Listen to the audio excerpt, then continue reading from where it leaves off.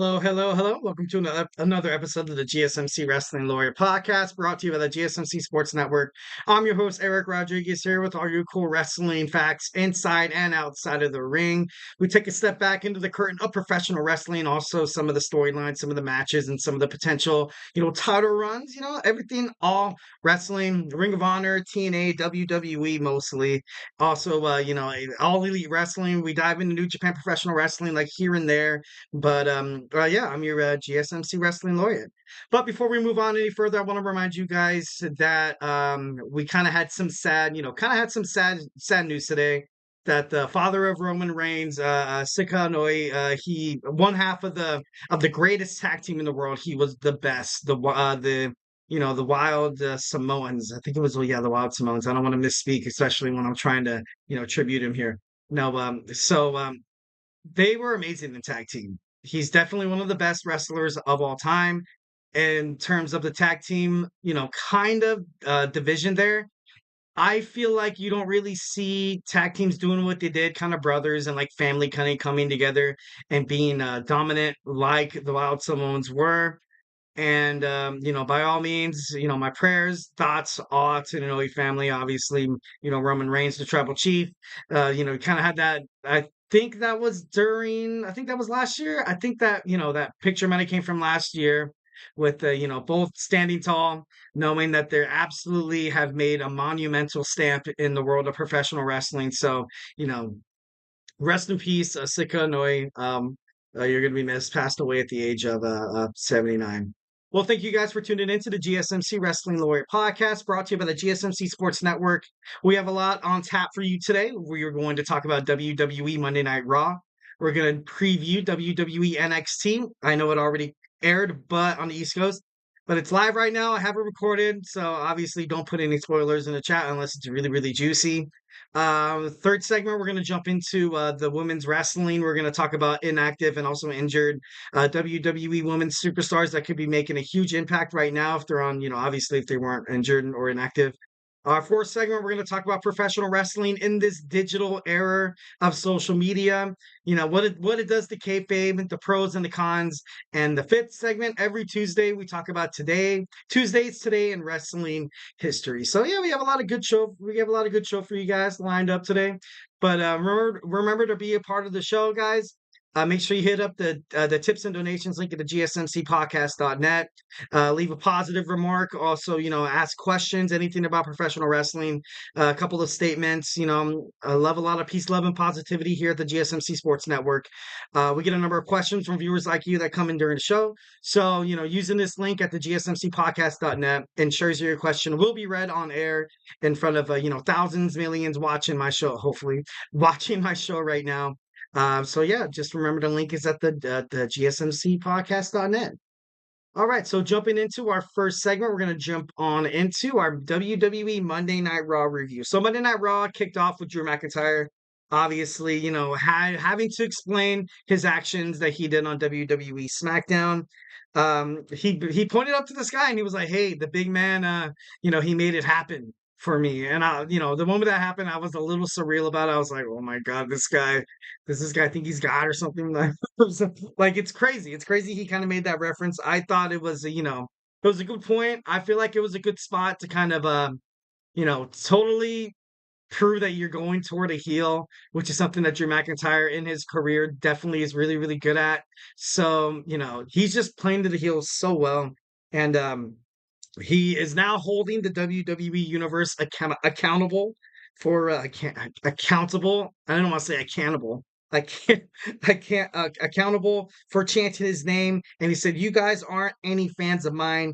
Y'all don't exist to me too." So this guy, so like I said, Drew McIntyre fully in heel mode, pretty awesome. I can't wait to, obviously he's one of the best heels in WWE. He's also one of the best baby faces. So I'm gonna miss him as a baby face, but who knows how long that's gonna take until that happens again. But yeah, then he put on the bracelet. He put on the bracelet that he stole from CM Punk after he attacked him in the backstage area and sent him to the hospital.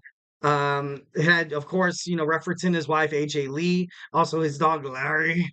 So, a lot of baggage, a lot of hate kind of happening, a lot of personal stuff happening in between these two guys. It's gonna be great. It's gonna be great when these guys jump into the ring together. I don't want to automatically just assume that they're gonna give CM Punk the win in his first singles match after returning to the Royal Rumble. Getting injured by that future shock DDT by Drew McIntyre. So this is kind of shaping up to be really really good. All right, next we have Bron Breaker. Bron Breaker fights Ludwig Kaiser. Obviously, this match once again is interrupted, but this time it was interrupted by Sheamus. Sheamus, has the mat on for Ludwig Kaiser for costing him his match last week. Um, After the match, you saw Bron Breaker confront, Adam Pearce in the locker room, banging on his door, wanting answers, saying like, "Hey, like this is BS, basically. Like I've had two matches, all of them interrupted by the guy's other like rival, and I can beat both these guys." So without beating around the bush, the Intercontinental Champion that Sami Zayn is, he comes out, obviously looks Bron Breaker face to face, no fear. Sami Zayn kind of makes a living. Kind of his MO is kind of killing the giant. Essentially, mostly all of his bookings and his matches as of late has kind of been can he slay can David slay Goliath, so to speak? Obviously, he did it against Gunther. There was a lot of speculations that Gunther had Sami Zayn beat on multiple occasions, but of course, due to overconfidence that stimulated his mind, he wasn't able to put him away. Sami Zayn took advantage of the brainbuster off the turnbuckle. Bam, that's history. WrestleMania 40, you saw Sami Zayn become the new Intercontinental Champion. So it's gonna be big. I don't, obviously they made the match. Adam Pearce made it official at the Money in the Bank pay-per-view. I could see how this could be a way to kind of propel Bron Breaker's career. Honestly, at this point, after all the bad bookings that they've had with him so far, with just raging and attacking people backstage and throwing Ricochet through a car windshield, something needs to happen. Something needs to happen with Braun Breaker's character. I don't want to see this match with obviously I do think there's going to be some kind of interference. Maybe Ilya Dragunov comes back to seek retribution against Braun Breaker. Maybe Ludwig Kaiser or Sheamus find a way to kind of mess things up to the point where they have a fatal four-way match at SummerSlam. But I don't see him really winning the championship so fast after being drafted to WWE Raw. But it's a possibility. It's a possibility. And Sami Zayn, his reign, I think it's been like 76 days. I think it's been. But I don't know. If they're gonna do this, they have to do it right. And I think right now is not the right time for Braun Breaker. But obviously I've been shocked before, ever since Paul Levesque took over. So, expecting some more shocks kind of heading their way. Lyra Valkyria fights in a triple threat match against Kairi Sane and Shayna Baszler for the, fourth spot at the Money in the Bank ladder match. Obviously, you saw Lyra Valkyria once again showing why she's been more impressive, why she deserves all the flowers in the world because how amazing she is, how dynamic she is, basically how she's taken over this WWE Women's Raw division by storm. Like she recently got drafted to WWE Monday Night Raw, and she's made such an impact. She was the the runner up to the women's a women's King of the Ring.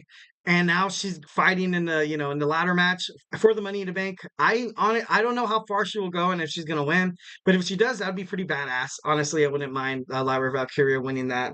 But of course, I kind of have my bet on Chelsea Green because she would be such an antagonist, holding the briefcase, always possibly might cash in, always having that thought in the back of Bayley's mind, in the back of Nia Jax if Nia Jax wins at SummerSlam, in the back of Liv Morgan's mind. It's pretty big. It's going to be really really big. This woman's Money in the Bank, I feel like is probably going to be one of the best winners in the company's history. But that, of course, that's my opinion. So Lyra Valkyria wins the triple threat match. Liv Morgan comes out, once again saying that addressing Dominik Mysterio, saying that I know you're trying to play hard to get, which was funny as hell. And then Zelina Vega came out saying that you're playing for Rhea Ripley sloppy seconds. And Liv Morgan continues to call Dominik Mysterio Daddy Dom. Uh, of course, then you saw Rey Mysterio and Zelina Vega confront the WWE World Women's Champion in the ring. Obviously, Dominik Mysterio and his father right now really aren't seeing eye to eye. He pushed him because he was quote unquote a deadbeat. But Liv thinks that he was trying to play hero here, and even like you saw a promo with Ronda Truth Killings in the back talking to Liv Morgan, be like, man, heroes come in like different shapes and sizes, and she's like, yeah, I know. Like it was just so like it was so surreal. It was crazy the way it's kind of happening right now. I know actually, according to reports that from wrestling expert and historian Vince Russo basically thinks that they're kind of doing it wrong. And I think it is kind of, heading toward that area, but I'm going to give it to, honestly, I'm going to give it to when Liv Morgan finally faces Rhea Ripley, because, you have Dirty Dom constantly saying no, no, no, but his eyes say yes, yes, yes. One of those things. And then when they fight in a match, it's going to be a monumental moment. It's going to be a monumental character change. When Dominik Mysterio screws over his former mommy, so Liv Morgan retains the championship, because I love Rhea Ripley. I hated the way she had to ultimately relinquish the WWE World Women's Heavyweight Championship. But if Rhea Ripley comes back and wins it right off the bat, I feel like that just kind of leaves the women's division in Raw dead. And I don't know if that makes sense, but she's so dominating. She's so dominating. I don't know if anybody right now could really beat her, or if her being booked or being promoted in any kind of match right now, people are going to be like, dude, when Rhea Ripley came back, she won the championship right away from Liv Morgan. She has Dominik Mysterio back. She has Judgment Day back. She's going to be a winner again. And I don't want to see that. I want to see Rhea Ripley come back to a broken up Judgment Day, to a backstab Dominik Mysterio, full babyface turn by Rhea Ripley, established right then and there. Because Becky Lynch even said it herself that if Rhea Ripley is considered a heel, she's the worst heel in WWE Monday Night Raw history. And of course, she's not trying to say that to like kind of be a jerk. She said that because she gets a lot of Rhea gets a lot of positive, gets a lot of positive praise from the fans, which isn't bad at all. I feel like Rhea Ripley kind of deserves that spot right now. But this storyline is very, very touchy when it comes to romantic relationships in terms of professional wrestling. You may never know if it's going to be a home run or it's going to be just an absolute dud, absolute stinker. Moving on, we had Braun Strowman and Chad Gable against, and Bronson Reed fighting in a triple threat match for a spot in the men's Money in the Bank match. Obviously, you saw Chad Gable win. The moment he won, went dark, started getting smoky. You had the Wyatt Sicks come out. You had Sister Abigail come, she walked into the crowd after she gave Michael Cole a tape that was addressed to Pat McAfee. Yeah, that, I don't know what's happening between the Pat McAfee and the Wyatt Sicks, but like I said before, like I kind of dabbled a little bit about that if um, Chad Gable, also Pat McAfee, if these are the two top superstars that the Wyatt Sicks are going to go after right off the bat, I think it'd be kind of bad for the faction, honestly. But that's my opinion, of course. But moving on. So Michael Cole, totally selling kayfabe. Absolutely love Michael Cole. And Chad went to the Alpha Academy wanting forgiveness, needs a little bit of backup, but Otis doesn't trust him. Says that, hey, man, we said we're done with you. Maxine Dupree says, let me talk to him. Let me see if we can make something happen here. So honestly, Chad Gable, he lost the only friends he had. Now he's kind of a sitting duck. You did see him talk to the Creed brothers, and Ivy Nile, which, could possibly head for him creating a faction of his own with these three superstars, just so, he has some backup. Just so he has some backup, someone to kind of fight against. Maybe they take on the Wyatt Sicks in the future. Who knows? But should be interesting. Should be interesting to kind of see how that plan pans out. So Dawn and Fire, defeated Katana Chance and Kaden Carter. I think they're a great champion so far. It's going to be kind of interesting to find out what what Bianca Belair and Cargill decide to do in terms of a rematch. But, moving on, Liv Morgan, once again, working for the Judgment Day, getting R-Truth to talk to Adam Pearce, getting the WWE World Tag Team title main event match approved.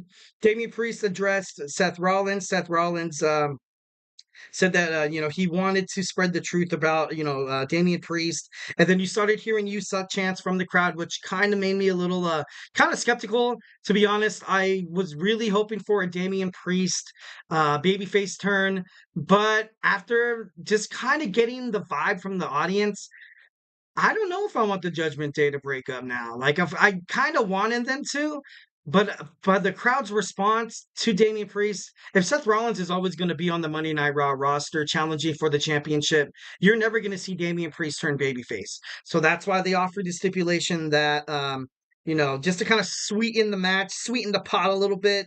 As long as Damian Priest is champion, Seth Rollins will never challenge for the WWE World Heavyweight Championship if Damian Priest wins. If Seth Rollins wins, Damian Priest has to leave the Judgment Day. And then Gunther came out, putting them all on blast, saying that it doesn't matter who's going to win, you guys are going to lose against me at SummerSlam, which was actually really badass. So Bo Dallas, you saw him in a promo. He was asked by Uncle Howdy, how does he feel about his brother dying? And it was just so sad because you can sense the sincerity.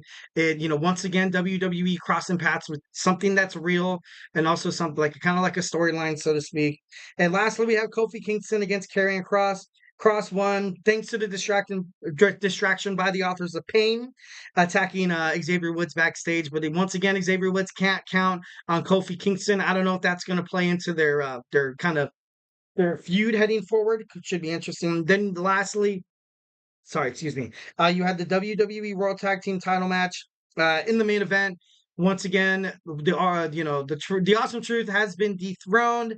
The reign lasted 79 days, I think it was. 79 days. It's finally over. We kind of thought that was going to happen. How it was going to happen was a total shocker. Liv Morgan helped the Judgment Day, Finn Balor, and JD McDonough regain the WWE World Heavyweight titles. Tag team titles. All right, so that was segment one, and now we're going to jump on into WWE NXT preview. So, hey, do not go anywhere. I feel like I'm losing my mind. Is everybody in the world blind? Please, Lord, give me a sign, a sign. I feel like I'm losing my mind. Is everybody in the world blind? Please, Lord, give me a sign, a sign. I wanna be the greatest. Everybody on the fake shit. I look around and feel like everybody is the fakest. I make this every day and I'm impatient, hoping one day I blow up from the basement. Statement, the top is so vacant. I don't hear shit that I think is amazing. Waiting for my day when I'm playing sold out shows for 1,000 faces. Hey, give me that crown, get in my way and to be put down. It ain't your place, all this my town. If I want that shit, then I'll get it right now. I'm losing it, the noose it fits. I'm losing shit, a stupid myth. You choose to live or choose to dip. You choose to fight or lose your grip and lose a gift. I feel like I'm losing my mind. Is everybody in the world blind? Please, Lord, give me a sign, a sign. I feel like I'm losing my mind. Is everybody in the world blind? And we are back with the GSMC Wrestling Laureate podcast, brought to you by the GSMC Sports Network. Just to kind of reflect on what we talked about my WWE Monday Night Raw review, so make sure you check out that video on YouTube, on the GSMC Sports Network, also the GSMC Podcasting Network. And next on tap, we have the WWE NXT preview. So, got lots to talk about. Such a little time. But before we move on and go further, I want to remind you guys to use the tips and donations link at the gsmcpodcast.net. Shoot me your questions, comments, and concerns. Tell me what you like. Tell me what you don't like. Tell me your projected storylines with the Wyatt Sicks. Tell me your predictions about the WWE Women's Division. Tell me how you feel about Ricochet potentially going to AEW. Everything's open. Absolutely. Any kind of chat, any question, anything you want to say, any statement, give me a shout out where you're listening to tonight. We get a number of questions from viewers like you that come in a lot during the show. So to make sure your question gets read on air in front of millions of people, I ask you guys to use the gsmcpodcast.net, the link right there, and the tips and donations link. Once again, it really does help the show, guys. Remember to Superman punch that like and subscribe, and make sure you follow the GSMC Wrestling Laureate podcast and the GSMC Sports Network. All right, so we're going to move on. We have our WWE NXT preview, so let's jump on into that. So today, obviously, you're going to have a lot of a lot of momentum kind of heading toward a WWE NXT heat wave.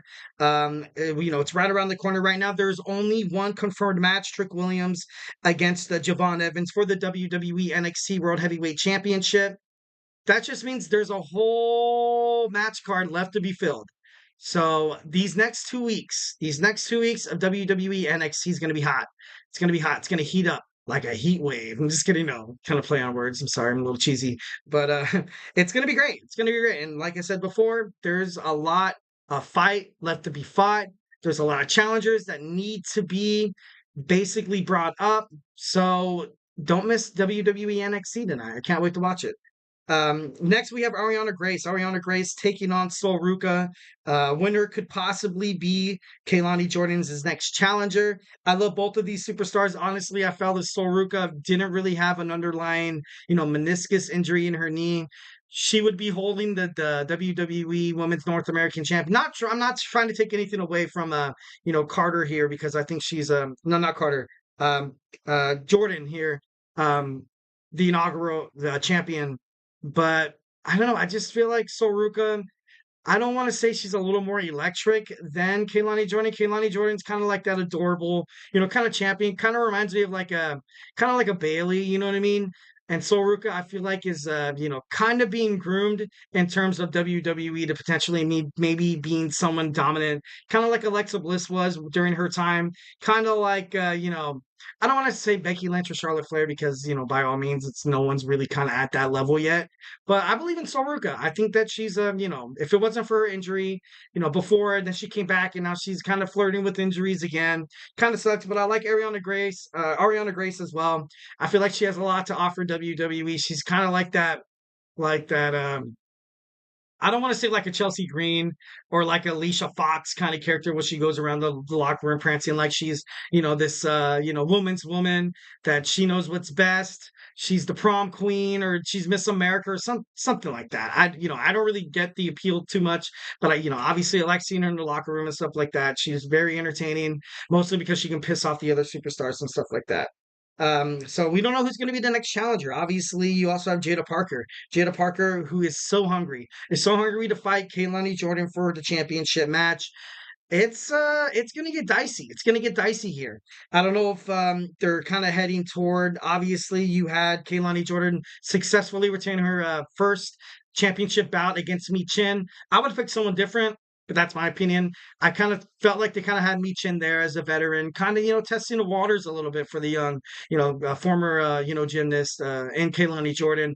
So definitely think there's a lot of positive things coming from both of these superstars. So Ruka, also Jada Parker, and it's all going to boil up. It's going to boil up to boils over, and it's going to wind up someone fighting Kaylani Jordan for that WWE Women's North American Championship. Next, we have Damon Kemp. Damon Kemp is set to fight Tavion Heights. Charlie Dempsey of the No Quarter Catch crew is so desperate. He's so desperate right now. He wants to find leadership. He wants to find a purpose from the No Quarter Catch crew. Of course, after Drew Gulak kind of left, he was like, he was the teeth. He was kind of like the balls of the group. And, obviously, they're missing him. They're missing him. Watching WWE NXT post Drew Gulak for the No Quarter Catch crew, it's kind of hard to watch. It's kind of hard to watch, mainly because they were so successful once when they had the Heritage Cup. They were bad guys. They were heels. They were everybody. They were every single person you watch on WWE when they come on the screen. You're like, oh God, not this guy. That was the No Quarter Catch crew of the WWE NXT. And then, obviously Drew Gulak's contract wasn't renewed. There's speculation about the whole Ronda Rousey thing. I'm not going to get into that, but it's crazy. It's crazy. I feel for Charlie Dempsey. I definitely thought he was an amazing, Heritage Cup champion. My kind of philosophy in terms of titles within wrestling is that usually there has to be a balance between heel and baby faces in terms of the title holders. You have Kaylani Jordan, babyface; Trick Williams, babyface; Axiom, Nathan Fraser, babyface; Heritage Cup, Tony D'Angelo, babyface. The only person that's kind of doing it right is Roxanne Perez. Roxanne Perez is WWE NXT Women's Champion, and obviously she's the only heel. holding title right now. So, definitely think WWE NXT. I feel like, I don't hate seeing the Don holding the Heritage Cup and the family, but I don't know. I just maybe they're going to be the next ones to win this tag team turmoil match. Who knows? Who knows? All right, so next we have Joe Kofi against Wesley. Wesley last week was granted the last chance against Obafemi's WWE NXT North American Championship. If he loses, he can never, and I mean never, challenge Obafemi for the WWE NXT North American Championship. It's good. They stirred the pot a little bit. When I saw Wesley kind of come out, I was a little annoyed, to be honest. Like, I know after, everything he kind of endured to make it back to professional wrestling, and I feel you. I love that. I love that dog. He has that dog in him. But and I watched his match. I did watch his match at Battleground, and mostly he was entertaining. He's not afraid to kind of put his body on the line to kind of sell a lot of these, moves that these other superstars are performing, on him. So I definitely credit him that he's a professional, he's an entertainer, and he's one hell of a WWE NXT North American champion. Obviously, he's the longest reigning. You kind of have Obafemi out there, essentially fighting for his chance to kind of beat Wesley during Heat Wave, but also kind of putting it to bed that he's going to be the one to hold the record for the longest reigning WWE NXT North American champion. Next, we have a tag team turmoil match. A tag team turmoil match. I have no idea who's going to win. I could give predictions, but lately I've been wrong. So, who's going to get a shot? Who's going to get a shot at the WWE NXT Tag Team Champions, Axiom and Nathan Fraser, at WWE NXT Heat Wave? I don't want to make projections. I like the OC. I know Angel Garza and Humberto Carrillo is also fighting. I know that who are those two dudes? The two dudes who came back. I can't think of it right now. I don't know if Chase U is going to be competing. I don't. I think the Good Brothers. I think I mentioned that before. The Good Brothers. Honestly, I'm stoked. I can't wait to find out how this match ends. I can't wait to find out who challenges who. I can't wait to find out, if Nathan Fraser and Axiom could, basically overcome what, I don't want to say Nathan Fraser's kind of flirting with a singles competition run, challenging for the NXT North American Heritage Heritage Cup Championship. But then you see a wedge. You just see something between Axiom and Nathan Fraser right now. So I'm going to go ahead and say on this show, and I don't even know if I can say that because I've been wrong. I thought the OC was going to beat Axiom and Fraser because I'm kind of waiting for someone to beat these guys because, once again, two singles superstars come together to form a tag team. Not that they're not that damn good or not that damn entertaining. It's just that tag team division, bro. I don't know if Gallus is a pretty good bet. They could possibly be the winner. But I'm gonna go ahead and kind of speculate that whoever wins this tag team turmoil match will take advantage of the fact that Axiom and Nathan Fraser aren't on the same page. So I think the winner of this tag team turmoil match will be the WWE NXT Tag Team Champions come Heat Wave.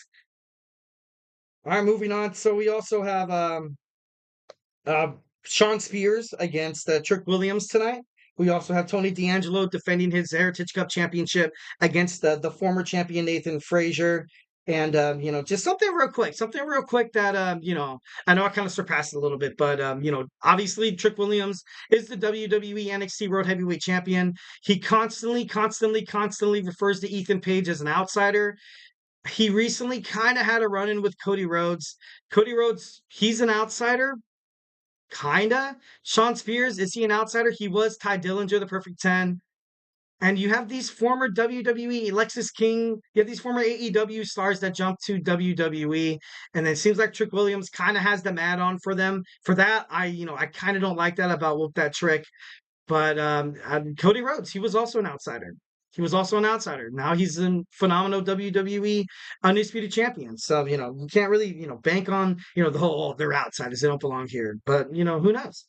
Kind of finishing this segment up real quick. We don't know what's going to happen in terms of Brooke Jensen. You saw all over social media that his fiance was asking where he was, that he didn't show up to a booking. Then she apologized, saying that she ended up, finding him, and now they're good and stuff like that. If you need help, reach out to somebody, yada yada yada. So WWE is trying really hard to kind of push this Brooke Jensen kind of factor here, because ultimately I feel like, I don't know, if this was real, I don't know. It'd be crazy. It'd be one of those things where it was like, dude, WWE, like, we never booked that. We never booked him getting arrested. We never booked him coming to an NXT show twice and not being on camera, him yelling at, like, it's crazy. It's crazy. It's gonna be interesting to find out with that. Lastly, Joe Hendry. Joe Hendry's popularity in the terms of professional wrestling, that WWE NXT needs to go out there and get him. I think that's highly a possibility. I would honestly love to see that. When you say his name, he will appear. I believe in Joe Hendrick. But I would love to see him WWE NXT. I say it once before. I always say it, that he looks like a WWE superstar. Sorry, I'm gonna say it. All right, next we have our third segment. Our third segment, we're going to talk about injured and inactive WWE women's superstars that could possibly be making groundbreaking news inside the ropes as we speak. But yeah, honestly, stay tuned. Looking for your daily fix of sports talk without having to pay for it? GSMC Sports Network is available on YouTube.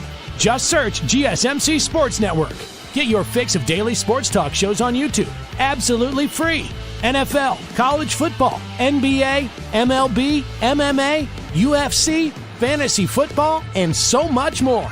GSMC Sports Network has shows running all day long, with new sports shows starting every 2 hours. Just like on your favorite cable sports channel, except GSMC Sports Network is absolutely free. Just search GSMC Sports Network on YouTube to catch one of your new favorite shows, like the GSMC College Football Podcast, Chip Shot Football Podcast, Hoops and Heels Women's Sports Podcast, GSMC Basketball Podcast, and so many more.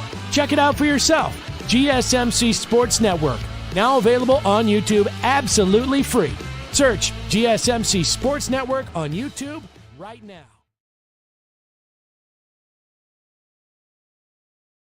And we are back from commercial break. Thank you for tuning in to the GSMC Wrestling Laureate podcast, brought to you by the GSMC Sports Network.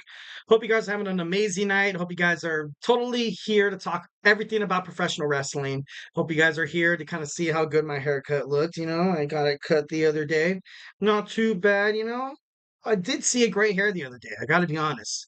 Not too happy. Just, we're talking about wrestling. So we're going to move on to our next segment. We're going to talk about injured and inactive WWE women's superstars. But before we move on, I want to remind you guys to use the tips and donations link at the GSMC podcast.net with your questions, comments, concerns. Tell me what you like. Tell me what you don't like. Tell me you hate my hair. Tell me you love my hair. In that case, my number is, I'm just kidding. No, just kidding. Totally married. Totally married.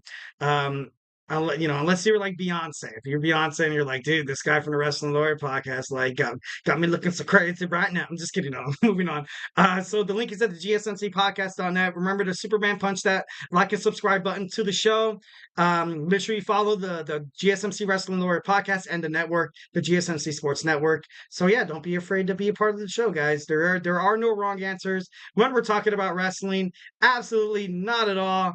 Can't wait to find out what you guys have to say about professional wrestling. So let's go ahead and dig on into it. So recently, you've kind of been getting the vibe of a lot of WWE women's wrestling, a lot of wrestlers that aren't here, and obviously, in my opinion, I feel like it could be doing a lot better. Obviously, right now you kind of have the WWE Women's World Heavyweight Championship. In my opinion, I don't hate Liv Morgan. I don't hate Liv Morgan at all, but I feel like right now it is kind of lacking a little prestige, in my opinion. But obviously there's a lot of other outside factors besides that. Right now, you have the WWE champion Bayley kind of being, she's doing the best she can. I feel like she's doing the best she can right now. I feel like she's kind of at the point in her in her career that ultimately she's kind of there to put young superstars, kind of over right now. But obviously, like, you kind of see that with Naomi. Naomi right now, she's 36 years old. So, she's kind of right now in that particular point in her career where she might be like kind of like, topping out a little bit. And I'm not trying to, diss any of these girls, because obviously these girls are phenomenal superstars. They've, worked their arse off to be highly noticed in professional wrestling. They've done it when they were, they had a passion for it ever since they were young. They put the butts in the seats. They keep us entertained. They keep us, subscribing to Peacock every month. So, definitely can't hate on that. Also Natalia. Natalia is another one. She's at 41 years old. You seen her, of course, you kind of got that vibe when she lost at the WWE NXT Battleground to Lola Vice. Not Lola Vice. No, I think she did lose. No, yeah, yes, no, maybe. No, she lost to, no. She was training Carmen Petrovic, and Petrovic lost to Lola Vice, who was being trained by Shayna Baszler.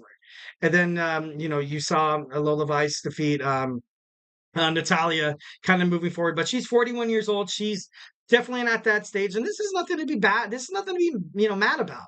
Because if you're someone in professional wrestling that it's like, look, like you're so damn good, you're so prestigious, you kind of already completed and accomplished everything there is in terms of the professional wrestling industry. We need you to kind of, steer these youngins straight. So, they could, and it sounds kind of bad to like, they're not replacing anybody. I feel like in terms of professional wrestling, when you kind of make your name, it's kind of there forever. I don't know if that makes sense. I don't know if there's a confidence behind there because it is choreographed and scripted that it's not like it's not like sports where you have Aaron Rodgers pissed off at the Green Bay Packers for drafting Jordan Love and have a lot of animosity there. I think most of these superstars understand that it is, it is entertainment. It is a show. It's a weekly show. One of the best damn weekly shows that's been running. I think Michael Cole said it on Monday Night Raw that they're on their 1,000 something episode. That's very, very impressive. Absolutely, 110%. Especially with the world changing, with the attention spans changing, with social media changing, with like it's crazy. It's crazy that WWE, kind of stays on this point. And also, just a quick little Shayna Baszler is also at 43 years old. She lost to Lola Vice at WWE NXT Battleground, which totally makes me think that she's, in that position in her career that she's going to put young people kind of over her unselfishly. Obviously she has a lot of accolades too in WWE NXT. Also in UFC. So yeah, honestly, I feel like these superstars are kind of like at their age. To kind of Bayley once again.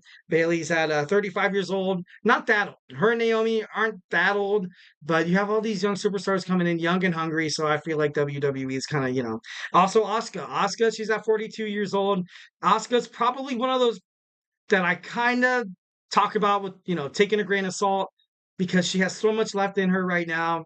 But if she's going to, kind of mentor maybe like Kairi Sane or Io Sky, this that could heavily be a possibility. Well, honestly, why wouldn't that pod? Like, why wouldn't anybody be ready to kind of jump into this role? You're basically getting paid to train someone, and these superstars get paid so much money. It's so much damn money. That would honestly kind of be the best, kind of be the best gig in my opinion. But honestly, that's my opinion. So, once again, like you have these superstars coming back. You also have these superstars like Naomi, Natalia, Shayna Baszler, Bayley, and Asuka. It's time. WWE, you need to establish this kind of sooner rather than later. AEW has it, the TBS Championship. Ring of Honor has it, the Women's World Television Champion. And New Japan has it with the New Japan Strong Women's Champion. You guys need a mid-card belt. How many times you guys have to see this on Instagram? How many times you got to see this on TikTok of people posting the same video over again? How many times you have to hear me say it on this podcast? Aren't you getting tired of it? Aren't you getting annoyed? Maybe I should just do like 5 segments of why there should be a Intercontinental Championship, for the mid-carders for women's wrestling in WWE. I feel like I don't know why they're not doing it. I don't understand. Honestly, I'm kind of baffled. I'm not, too sure about like how Triple H, kind of views it, but I don't know. It's just kind of crazy.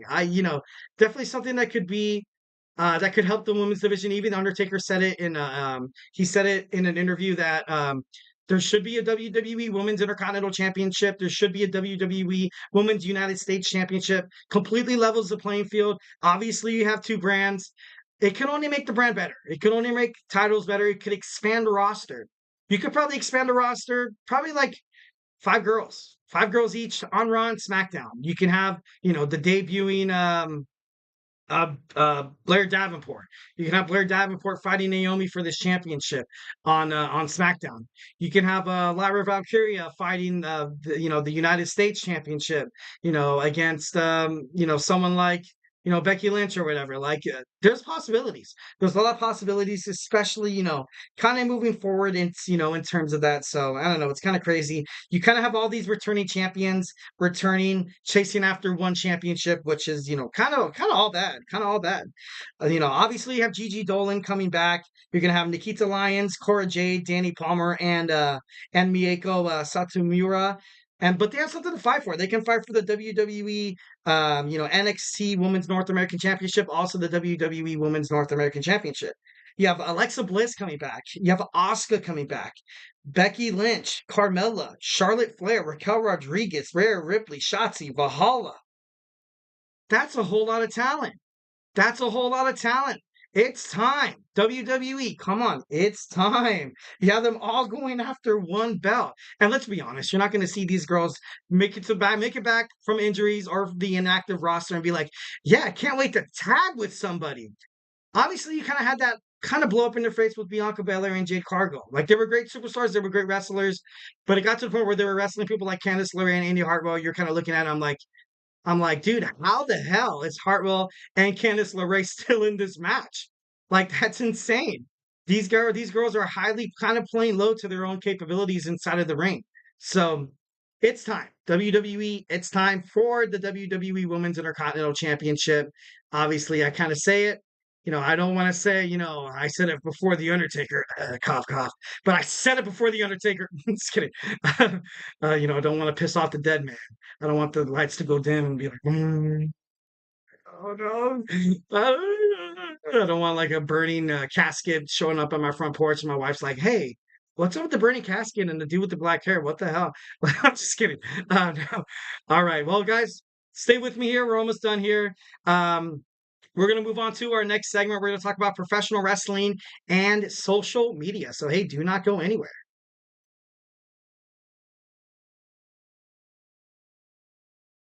For the best and latest podcasts available anywhere, go to the podcast app on your cell phone and type in GSMC to access free content-rich podcasts on health and wellness, book reviews, sports, entertainment, relationships, social media, movies, technology, finance, and even weird news. Subscribe and download the GSMC Podcast Network's family of shows, available everywhere podcasts are found.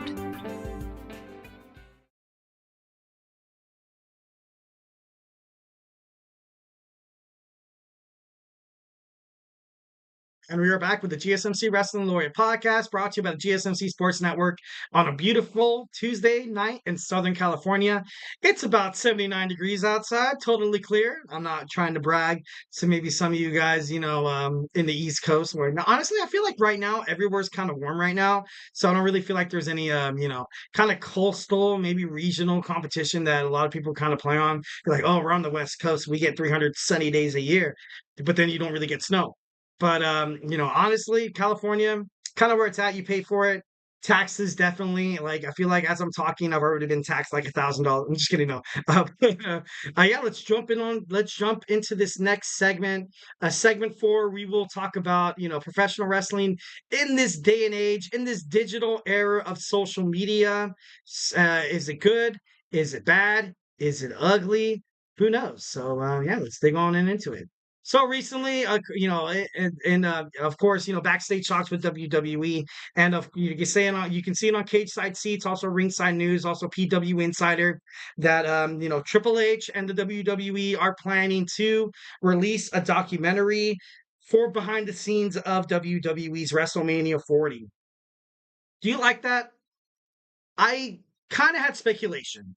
As a wrestling fan, I do honestly, when you see superstars backstage that are portrayed on, film or on TV, kind of like when I don't know how do you say it. Does any of you guys, okay, do any of you guys watch like a movie like that? Like when the ending totally pisses you off or this total like heel on the movie wins or something like that. And then later on, you kind of watch the blooper reels of the TV and you find out, hey, these guys are human just like you and me. So, like, that could make the experience better for people. So at the same time, you're watching this performance of this guy being a total jerk on the TV. And like, you're like, you know what? That's kind of, that's kind of good. He's good at his craft. He's good at his craft. And, obviously WWE kind of giving you behind the scenes of what happened at WrestleMania, kind of taking you back there, kind of breaking kayfabe a little bit. I honestly don't think that's legitimate too much. Obviously, they're going to talk about how The Rock and Roman Reigns were booked, how Cody Rhodes was originally supposed to step aside after winning the WWE Royal Rumble 2 times in a row. You wanted to see that dream match between the Tribal Chief. You saw him come out, beat the crap out of the leaving, Jinder Mahal. He was like, should I go sit at a bar, get a drink, or should I take a seat at the head of the table? And the fans went absolutely nuts, absolutely ballistic. But of course, at that time, you still had Cody Rhodes. He did not know who he wanted to face, Seth Rollins, or if he wanted to, have a second go around with Roman Reigns. So I feel like WWE definitely played with both ideas a little bit, especially since the fans revolted and chose Cody Rhodes over The Rock, turning The Rock heel, creating that badass final boss, sometimes in terms of improv, sometimes successes do come out of it. And honestly, the final boss character of The Rock is something that's going to be remembered in professional wrestling forever. And that's cool. That's something that could possibly be a reason why, it's okay. It's okay to kind of take the behind the look scenes, because a lot of people knew that, because even when you saw promos with The Rock, even when he was talking trash to the crowd, even when he was beating up Cody Rhodes, you can still kind of sense that likability, between him and the crowd. I caught him a couple times pandering to the crowd still. I was like, okay, Rock, all right. That could have ultimately been because there was that possibility that The Rock could have turned on Roman Reigns during the match. Could have possibly meant that Seth Rollins could have turned his back on Cody Rhodes. Could have meant for a future with Roman Reigns and The Rock fighting at SummerSlam. Obviously, now that plan that plan never really happened or surfaced. But I don't know, it's kind of crazy. It's kind of crazy to think about. Are you mad about the documentary behind the scenes in WWE? Obviously, this is Triple H's first WrestleMania, so there's a lot of there's a lot of things behind it. So, a lot of, not like a lot of hate, so to speak, but just a lot of stuff. But WWE has surfaced on social media. It's like it's a huge wave. It's a huge wave of social media. Every wrestler today, every wrestler has, no matter how small they are, obviously, kind of being their own public relations, kind of specialist here, where you're kind of dictating your own character, you're dictating your own brand, because you yourself as a character is a brand. Especially if you don't get re-signed to WWE, you're gonna have to find a way to reach out to AEW, to reach out to New Japan Professional Wrestling, the NWA, to the MLW, also Ring of Honor. It's you kind of have to watch your own arse in this, because if you don't get picked up, kind of landed on your face, professional wrestling, it's a cutthroat industry. It's very, very hard to make it up to, places that pay you millions of dollars. Obviously, you have WWE and AEW, Ring of Honor. I kind of read an article that TNA wrestlers still kind of get paid like, $80,000 to like $65,000 a year, depending on your popularity. And that, that's, if you don't have the security, financial security, you're putting food on the table for your family. There's a point where you got to be like, you know what? Yes, I'm a WWE superstar, but at the same time, I got to protect myself. So every wrestler today has a social media account, multiple social media accounts, TikTok, Twitter, Instagram, Snapchat, you name it, on various platforms. It's crazy. It's crazy. Absolutely. And the crowd, honestly, they could benefit from this social media, context, in terms of trash talking, feuds, and promos where kayfabe isn't ruined, or it could ruin kayfabe entirely. Like a lot of people still, people know wrestling, the professional wrestling entertainment, So, a lot of people still get pissed off. A lot of people get pissed off of like, oh, why are they doing this? They're destroying kayfabe. But in the back of your mind, you secretly know that, you know, that wrestling, it's a show. It's entertainment. Obviously, you kind of have historically, like I kind of wanted to, mention the Click curtain call with Shawn Michaels, Triple H, Razor Ramon, and Kevin Nash, where Kevin Nash and Scott Hall were leaving to WCW, where everybody thought, even in the locker room of WWF, they didn't get a lot of support. The only people that supported Triple H and Shawn was Vince McMahon. I read I watched a documentary with Shawn Michaels where he's like, "Hey, honestly, Vince, are you upset?" And Vince was like, "Was that important to you?" And Shawn was like, "Yeah, well, it was important to me too." That's what happened with the Click. And that's why people started getting a little skeptical about, these guys going to WCW, thinking that WWF as their competitor should be pissed off. Once again, kind of taking people backstage. Recently, you kind of saw this happen in terms of professional wrestling. You saw this happen with CM Punk last Friday night on SmackDown, where he was carried off into the ambulance. He was carried off in an ambulance, but was later shown on social media driving in his car out of the arena. So everyone was like, "What the hell, dude? You were carried off in an ambulance. What are you doing?" But that's wrestling. That's, I don't know if, how people, I think WWE kind of had a sudden realization that, yes, it's important to keep kayfabe, but then again, it's kind of important to kind of be real. It's kind of important to be real here. Too much kayfabe might steer fans away, leaving the locker room, leaving the backstage pass open, letting fans in about, although how scripted it is, it's not bad. It's not bad at all. So that's why, although some people do still get upset about the whole kayfabe thing, definitely something that, still kind of lingers in the back of the mind of a lot of people. Obviously a little bit of mine as well. Like obviously I love kayfabe. I love kayfabe. You see it right there. The tactical agreement between professional wrestlers and their fans to pretend overly staged wrestling events and stories, characters, etc., and are genuine. Like, dude, I love kayfabe. I love kayfabe. That's what made professional wrestling so strong. I remember watching Casket Match. My very first casket match was I watched Triple H being destroyed by Viscera and Midian on WWE SmackDown. And I saw Triple H roll into the casket, and I got to be honest, I cried. Ask any of my family members, I cried. I thought he was dead. I thought they were going to bury him. I thought he was done. So I was like, dude, how could they do this to somebody? What the hell is wrong with people? But then, like, that's kayfabe. That's just like, okay, like, let's just pretend. Let's just totally pretend like the Brothers of Destruction are absolutely brothers. Kane and the Undertaker are brothers. Let's just pretend that Val Venus was an actual, adult film star. Let's just pretend that these were Bayley's only buddies. These were her only friends. Good job, Bayley. You made friends with the, electric machinery that, obviously probably wouldn't work in this day and age of used car sales. I'm just kidding. And not hating on Bayley. Definitely love Bayley. But what I'm trying to get to the point is that, it's not bad. It's not bad just because you see kayfabe kind of being, kind of diminished a little in the day and age of social media. It doesn't necessarily mean that it's wrong for professional wrestling. It doesn't necessarily mean that it's going to be bad. The way they handle it overly will determine if it's good or bad. All right, guys. So we're going to talk about Tuesdays today in wrestling history. Kind of have to wrap it up pretty soon. I got my man Emran Soccer Podcast coming up. So, hey, honestly, do not go anywhere.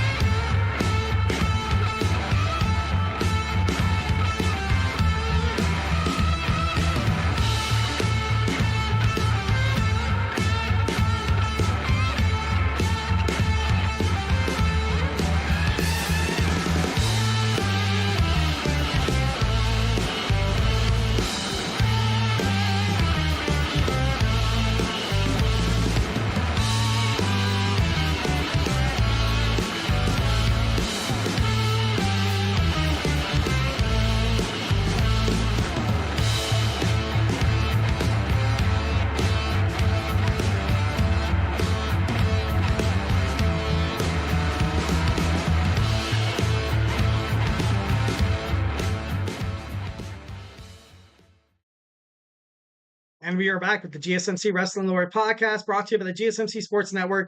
I'm your host, Eric Rodriguez, here every Monday through Friday, 8 p.m. Pacific time, 11 p.m. Eastern time, talking all things wrestling, Ring of Honor, TNA, New Japan, AEW, WWE. We have it all.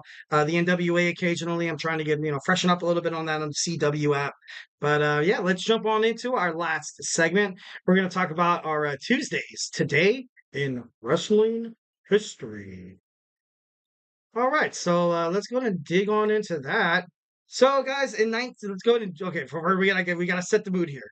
Go ahead and jump into my DeLorean, 88 miles per hour. I'm just kidding. No, if any of you guys watch the Back to the Future thing, that's how old I am. So, let's jump into this DeLorean. Let's jump back in time, back in 1992, we have the Barbarian and Dick Slater would become the last WCW United States Tag Team Champions, defeating the Fabulous Freebirds, Jimmy Garvin, and also Michael Hayes. This is kind of big because I did not know the United States, they had a title. Obviously, it was part of the NWA. Jim Crockett Promotions moved to WCW, and then you have the United States World Tag Team Champions.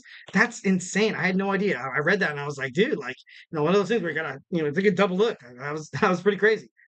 That was pretty darn crazy.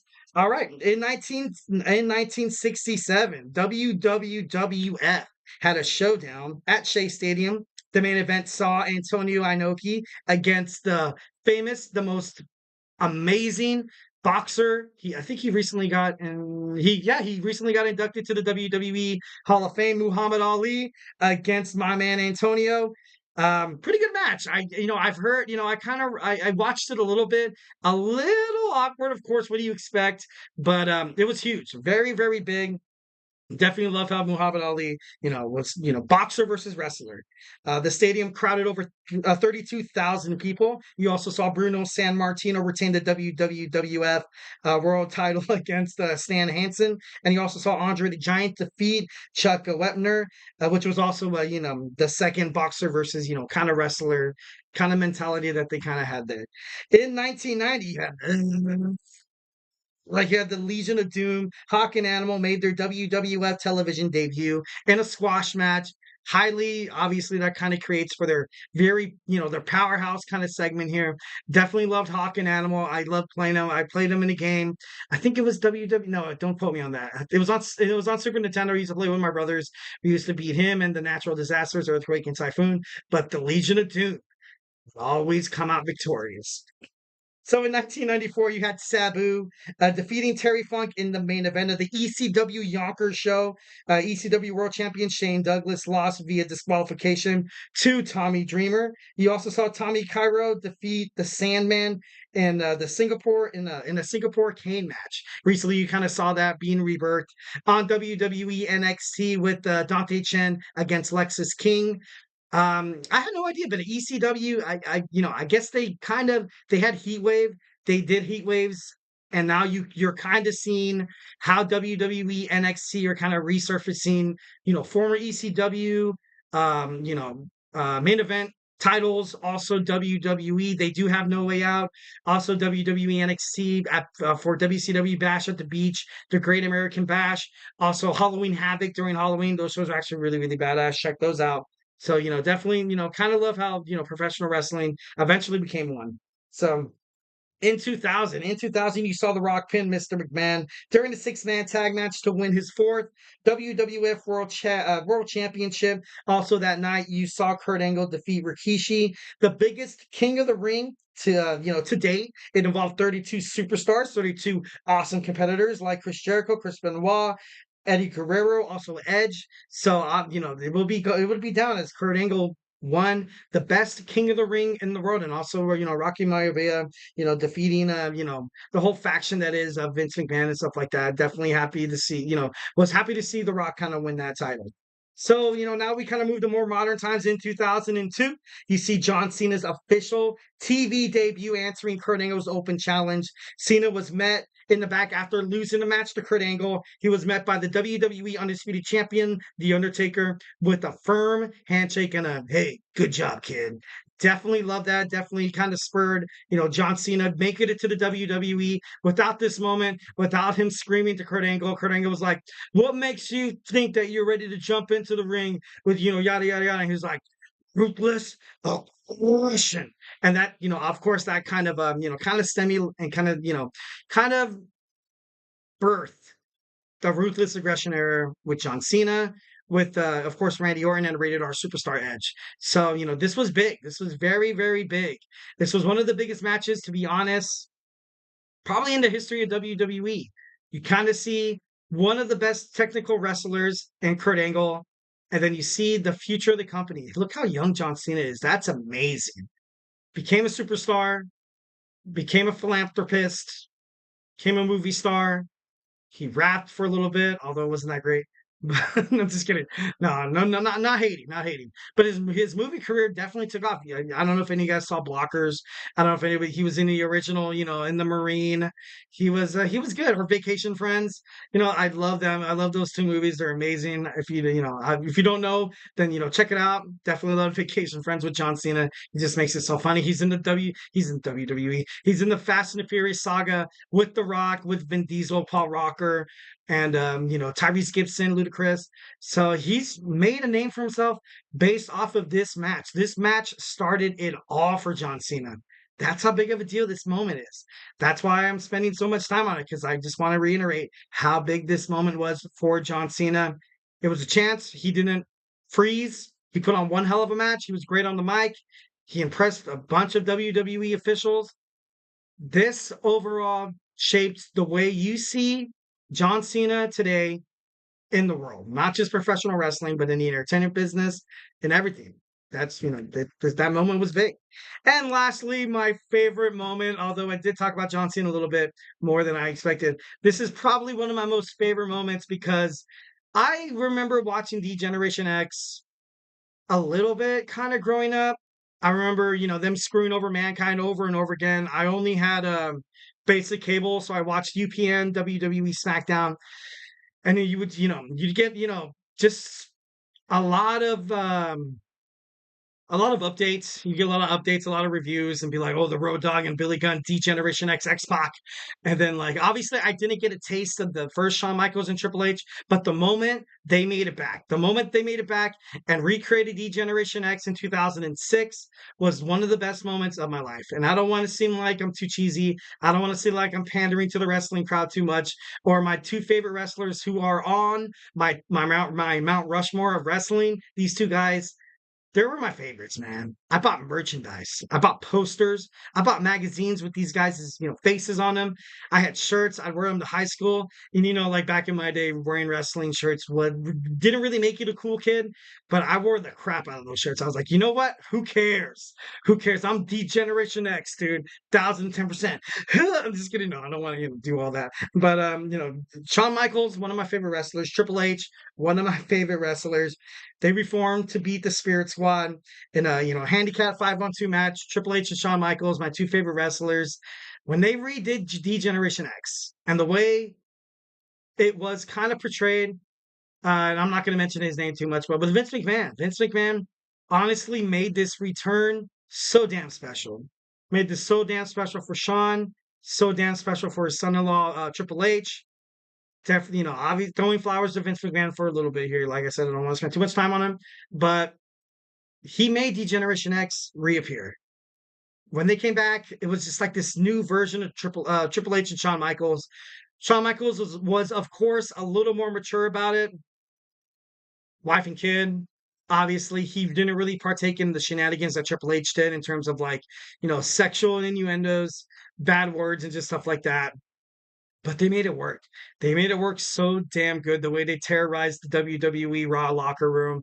Raw was amazing. You even saw him teaming up with the Hardy Boys and CM Punk to take on, Rated RKO at Survivor Series, where they completely sweeped them 5-on-0, killed them. Absolutely killed him. Of course, you kind of saw the storyline kind of go to bed a little bit earlier than expected, because Triple H also, he separated his quad again in the match. It was originally supposed to be Triple H against John Cena in WrestleMania. He was supposed to win the Royal Rumble, I believe.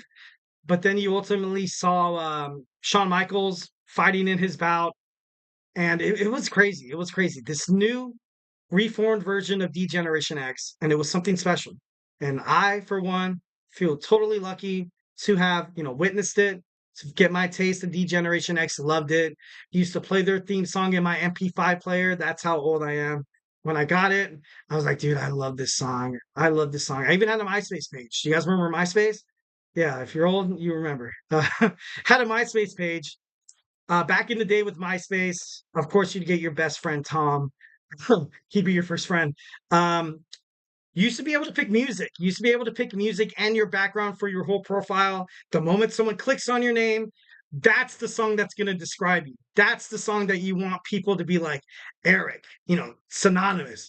Mine was the D-Generation X theme song. Are you ready? Dum, dum. Oh my God, it was so iconic. It was so amazing. I fell in love with these guys more than I, kind of did before. And like all of a sudden, you kind of have these guys back together. Definitely something that WWE was, definitely did really, really well. Definitely love that. Definitely one of my favorite moments in terms of professional wrestling was, that time. I was glad I was able to kind of share it to you guys. I'm glad I was kind of able to dork out with you guys. Hi to my friend right there, Ahmad Zula Flourish. Ben, I'm sorry if I'm butchering your name. I apologize. Hope you're having an amazing night, my friend. But yeah, honestly, that the Generation X was very important to me. I remember my best friend, Cody, I told my best friend Cody, I was like, dude, like we need to be like these guys. Like we need to cause terror. We need to, and like it was just so cool. It was just, it's really, really badass. So yeah, honestly, well guys, that's the show here. Make sure you stay tuned for Emerald's Soccer Podcast. A lot of great soccer going on. They say it's going to be the summer of soccer. So yeah, thank you for tuning in to the GSMC Wrestling Laureate Podcast, brought to you by the GSMC Sports Network. Please remember to Superman punch that like and subscribe button and follow the show. Also follow the network as well. Your support means a lot to us here at the GSMC Sports Network. We do love a lot of peace, love, and positivity. So yeah, leave a positive review. Tell me what you like. Tell me what you don't like. It really does make a difference, guys. It really does. We also invite you guys to follow us on Twitter /X, Facebook, TikTok, and Instagram for more content and updates in terms of professional wrestling. If I haven't made you a wrestling fan by now, we have a whole bunch of podcasts here on the GSMC Sports Network. We have the Andrew Tate Show. We also have the Women's Hoops and Heels, a women's sports podcast, your one-stop shop for women's sports. We also have my boy Nelson with basketball, Chris with fantasy sports. We have Sam baseball. We have Kenny. We also have my boy Manny with the Chip Shot Football podcast. Talking football all the time during the off season. You're going to want to catch up. Football's right around the corner, guys. Football's right around the corner. You don't need a subscription to ESPN. You don't need a subscription to Fox Sports. You need to subscribe here. Absolutely free. We talk all football. We talk about that. We talk about everything. Garrison with hockey. He's, covered the NHL, Stanley Cup finals, and it was amazing. It was remarkable. It was cool. We have TJ and Jeremy on sports, so don't be too shy. We have, my boy, on college football, my boy Tommy. I feel like whenever I say Tommy, I feel like an Italian gangster. I'm like, yo, my boy Tommy, man, he's going to go out. He's going to talk to you about college football. Snitches get stitches. No, I'm just kidding. You just be sleeping with the fishes. I'm just kidding. No, moving on. I don't want to continue to, do this bad impersonation of Italian people. So guys, anyways, basically what I'm trying to say is be a part of this bloodline of sports podcasting with the GSMC Sports Network. It's going to be amazing. You're going to love it. Guaranteed or your money back, which is kind of funny because there's no money, so you don't got to worry about it. Anyways, guys, have a phenomenal night. Can't wait to see you tomorrow on Wednesday's show. Remember, the GSMC Wrestling Podcast is live Monday through Friday, 8 p.m. Pacific time, 11 p.m. Eastern on the GSMC Sports Network. So, hey, guys, have an amazing night. I'm going to go watch WWE NXT.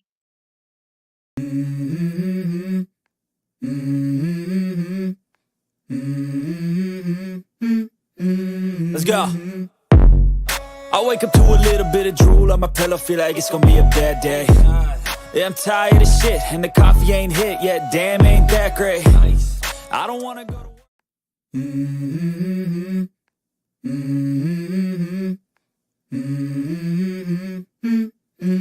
Let's go.